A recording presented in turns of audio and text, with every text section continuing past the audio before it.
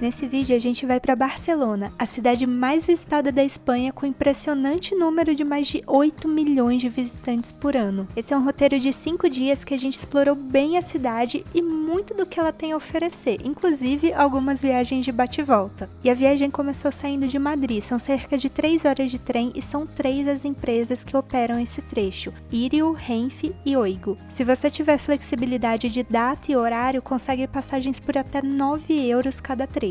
Deixamos as coisas no hostel e fomos pro bairro gótico comer alguma coisinha e caminhar. A capital da Catalunha é super popular entre os turistas pela diversidade de rolês possíveis para todos os gostos. Arquitetura e história para todos os lados, a vida noturna agitada, praia, cultura vibrante e muitas atividades de lazer.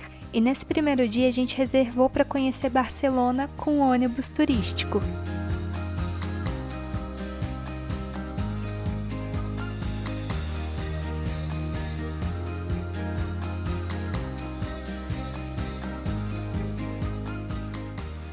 Você tá na dúvida de pegar ou não o ônibus turístico aqui em Barcelona? Sim, eu particularmente acho que vale muito a pena, porque o ônibus faz 2 rotas e vai em lugares muito distantes de Barcelona, que normalmente a gente não iria numa rota convencional assim, em primeira viagem, por exemplo.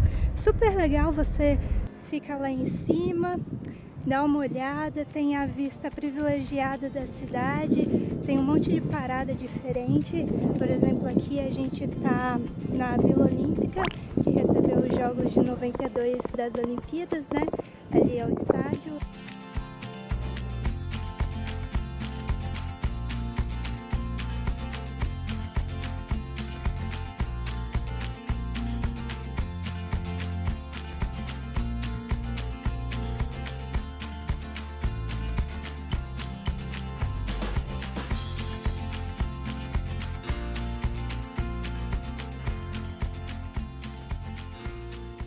E o ônibus turístico você pode escolher de 24 horas ou de 48 horas.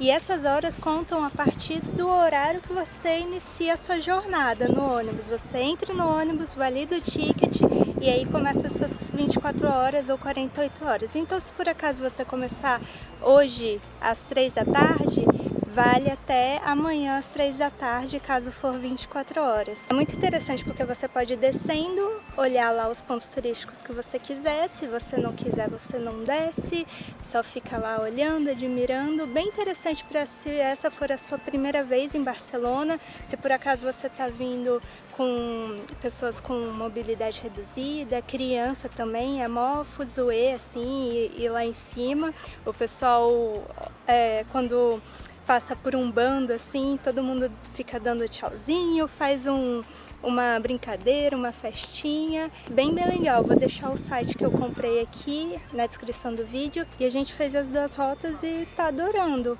Essas imagens aí do vídeo foram todas do ônibus, eu achei super legal para ver Barcelona de cima. Ah, um detalhe, quando a gente entrou no ônibus errado, o cara lá deu um fone de ouvido pra gente, eu fiquei escutando como é que era o guia e eu achei bastante diferente. Eu até recomendo talvez o City Tour, que é um ônibus vermelhinho, é o ônibus mais clássico assim. A gente pegou um que é meio azul, roxo, vermelho. Eu vou deixar as imagens aí, a gente comprou nesse site que se chama Ola Barcelona, mas esse City Tour também é super legal porque eu achei o guia, o audioguia um pouco mais completo, ele fala mais. E ó, eu vou falar, não é minha primeira vez em Barcelona, mas eu super curti fazer porque foi em uns lugares que eu ainda não tinha ido, tipo o estádio do Camp Nou, que é o estádio do Barcelona, foi lá para um bairro que é tipo Leblon, Higienópolis aqui de Barcelona, só casão lá no alto, perto do Parque Güell. O Parque Güell, quando foi construído, ele foi um fracasso, né? Porque era muito longe, mas acabou que depois de décadas o pessoal aderiu a essa ideia e foi para mais longe do centro e construiu seus casões, seus prédios de ricos. Quanto aos preços, eu vou deixar aqui na tela de 24 horas e de 48 horas.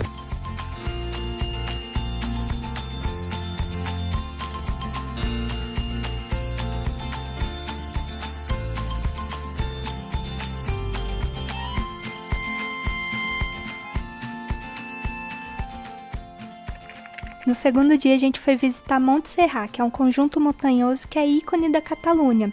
Esse parque natural fica a mais ou menos uns 60 quilômetros de Barcelona e tem muitas formas de chegar lá. Transporte público, excursão, carro, e uma vez que você tá lá na montanha, para subir pode ser de teleférico, funicular, caminhada, carro, ônibus. Eu fiz esse passeio com a minha mãe, então eu decidi ir de excursão porque já estava tudo incluso e ia cansar menos. Eu comprei lá no site Ola Barcelona e foi uma excursão praticamente de um dia inteiro. Eu achei legal porque já estava incluso muitas coisas além do guia. Montserrat é conhecido pelo monastério e pela igreja, mas mesmo se você não for religioso, é um passeio que vale a pena por conta das paisagens e da história. O lugar é lindo. Desde o século IX já tem documentação das primeiras capelas na região. A grande igreja em estilo gótico foi construída no século XII, mas no ano de 1811 as tropas de Napoleão passaram pela Catalunha e destruíram praticamente tudo. A reconstrução foi feita em base no que ela era antes. E Montserrat também é conhecido pelo coral de meninos de 8 a 14 anos,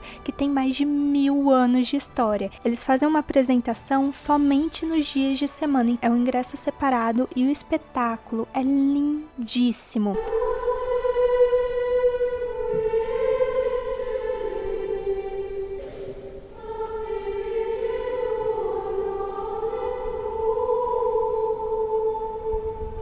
Uma curiosidade é que depois de mais de 1000 anos de história, finalmente esse ano abriram vagas para as meninas. Então, muito provavelmente nos próximos anos a gente vai ver uma transformação nessas apresentações. Também incluso no pacote que a gente comprou, estava incluso a visita à Estátua da Virgem, que foi encontrada lá no século IX, e as salas privadas da igreja, além do Museu de Arte de Montserrat. O terceiro dia foi dedicado a Gaudí, porque é impossível visitar Barcelona e não falar dele e do movimento do modernismo catalão. Mas antes de falar das obras, eu vou contextualizar um pouquinho. A cidade de Barcelona foi fundada pelos romanos há muito mais de 2000 anos e, como toda cidade daquela época, tinha uma muralha. Foram 4 grandes muralhas que acompanharam o crescimento da cidade ao longo dos séculos e a última muralha só foi derrubada em 1860. E com isso veio um projeto de modernização e expansão da cidade de uma maneira mais planejada. Nessa mesma época surgiu o modernismo, que começou depois da Revolução Industrial lá no final do século XIX. Isso fez com que todo esse projeto de expansão da cidade seguisse esse conceito arquitetônico do movimento que tem 4 pontos característicos nas construções. Tem inspiração nas formas da natureza, que não tem nenhuma linha reta, o uso de diferentes materiais, ostenta bastante e muita simbologia, principalmente no modernismo catalão.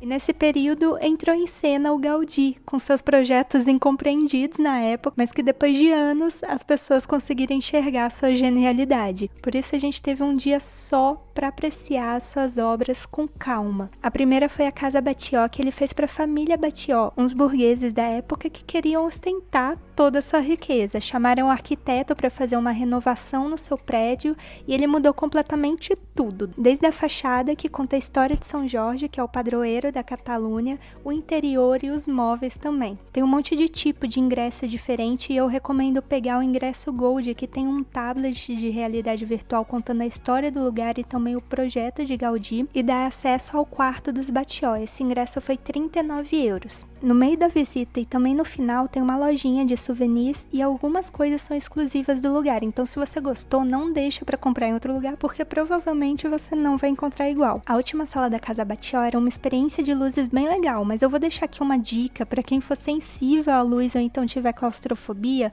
não entra nessa experiência. Depois a gente foi na Casa Milà, que é mais conhecida como La Pedreira, o seu apelido da época porque as pessoas acharam uma construção um tanto quanto estranha. A gente pegou o ingresso com a visita completa de 35 euros, que começa com um tour com óculos de realidade virtual em espaços totalmente vazios, mas que você consegue ver coisas fabulosas. Nesse passeio a gente entende sobre as soluções que Gaudí criava para fazer acontecer os projetos que ele tinha em mente e viaja no tempo para conhecer o cenário da época. A Casa Milà é um conjunto de apartamentos e a gente entra em um que está muito bem conservado e nos mostra como seria morar ali no começo do século XX.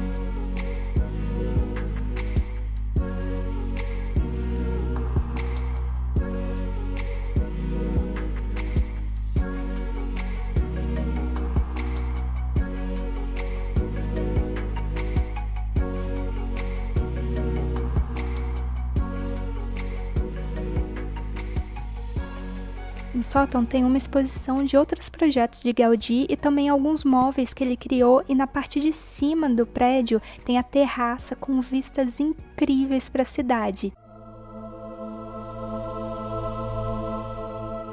E a nossa última parada do dia foi a Sagrada Família, a obra maestra de Gaudí que infelizmente não conseguiu completar. Mas sabendo disso, ele concentrou todos os seus esforços em uma das fachadas para deixar como referência para futuras gerações tocarem o projeto com base no que ele sonhou. Entrar na Sagrada Família é uma visita de tirar o fôlego. São tantos simbolismos, histórias, detalhes que eu recomendo demais você comprar o ingresso com tour guiado. Peguei o ingresso de 40 euros que também dava acesso a uma das torres da Basílica. Você pode escolher qual deseja visitar e a gente foi na Torre da Paixão. E apesar de subir de elevador, para descer é por uma escada muito estreitinha. A vista é linda e eu acho que vai ficar ainda melhor quando todas as torres estiverem terminadas. Por enquanto, na minha opinião, eu diria que não vale tanto a pena pagar para subir nas torres. No dia 4, a gente fez um bate-volta para Girona e Figueres. É um passeio que você pode fazer por conta ou com excursão. A minha sugestão é, se você tiver tempo, fazer cada cidade separadamente, porque dá para gastar um dia inteiro em cada uma tranquilamente. Mas se você quiser economizar tempo e fazer esses dois locais como a gente fez, a dica é: saia bem cedinho. Girona é uma cidade conhecida pelo bairro gótico, que está super bem preservado, e também pela ruderia. Tem uma catedral gótica do século XVIII que custa 7 euros para entrar. Nos últimos anos, a cidade virou rota de ciclista e você vai ver muitos, mas muitos mesmo por lá. O símbolo da cidade é uma mosca e você vai ver muitos souvenirs com esse tema por lá. Isso porque diz a lenda que quando os franceses invadiram a cidade durante o século XIII, um grupo de soldados tentou quebrar a tumba de São Narciso, que é o padroeiro da cidade, e quando abriram, saiu um monte de mosca de lá. As moscas começaram a picar os soldados e os seus cavalos que fugiram da cidade e impediram a invasão. Depois a gente foi para Figueres, onde fica o Teatro Museu Dalí, e essa era uma visita que estava na minha lista de desejos há muito tempo e eu fiquei bastante emocionada. Figueres foi a cidade onde o artista nasceu em 1904 e desde pequeno ele já sabia que queria ser artista, e meio a contragosto do pai ele foi estudar artes. Nunca se formou, mas a vida o levou para Paris, que foi onde ele conheceu uma galera do surrealismo e abriu as portas para ele. Foi nessa época também que ele conheceu a Gaia, sua esposa e musa inspiradora. Eles passaram um tempo em Paris, depois foram para Nova York, dali ganhou muita fama, fez seu nome como artista e ganhou muito dinheiro. Depois eles voltaram para a Espanha lá no final dos anos 40. Daí ele comprou o antigo teatro da cidade com o intuito de fazer o seu próprio museu. Percebem que ele é uma pessoa bem extravagante e egocêntrica, né? Ao mesmo tempo que é muito revolucionário. Esse teatro pegou fogo durante a Guerra Civil Espanhola, mas dali transformou em uma verdadeira obra de arte para guardar suas obras, e foi nele que o artista morou até o final da sua vida, e ali também é o seu cemitério, porque o Dalí está enterrado bem no meio onde era o palco do teatro. Essa é uma visita que você precisa ir com a mente totalmente aberta, porque Dalí colocou muitas mensagens nas obras, arquitetura, decoração, e é um passeio inesquecível que você entra um pouco na cabeça provocativa do artista. E o último dia em Barcelona começou bem cedinho. A gente foi logo no primeiro horário no Parque Güell, que é uma das obras de Gaudí mais baratas, que a entrada custa 10 euros. Tem que reservar com antecedência, e esse parque tem várias entradas que chegam ônibus de linhas diferentes. Para a porta principal passa o ônibus da linha 116. O parque começou a ser construído em 1900 para ser um complexo de casas de luxo para a burguesia da época, mas foi um fracasso, não vendeu nenhuma casa, além da casa do próprio Gaudí, que morou por ali por alguns anos e depois se mudou para a Sagrada Família para acompanhar a obra de perto. O parque leva o nome do seu financiador, Eusébio Güell, que era um empresário riquíssimo da época que admirava muito o trabalho do Gaudí e deu aval para ele criar o que quisesse. Mas como não deu certo essa empreitada, a prefeitura comprou o espaço e em 1926 abriu as portas para o público como um parque. Outro passeio super legal que fica ainda mais alto que o Parque Güell é o Labirinto d'Horta, que é um parque parque lindo, que realmente tem um labirinto e é um passeio muito gostoso e barato. O ingresso custa 2 euros e pouquinho e pode comprar na hora. E como nem só de Gaudí viveu o modernismo catalão, a gente foi conhecer o recinto modernista de São Paulo do arquiteto Luís Domènech Montagnier. É um patrimônio mundial da Unesco e foi construído entre 1905 a 1930 para ser um hospital diferente,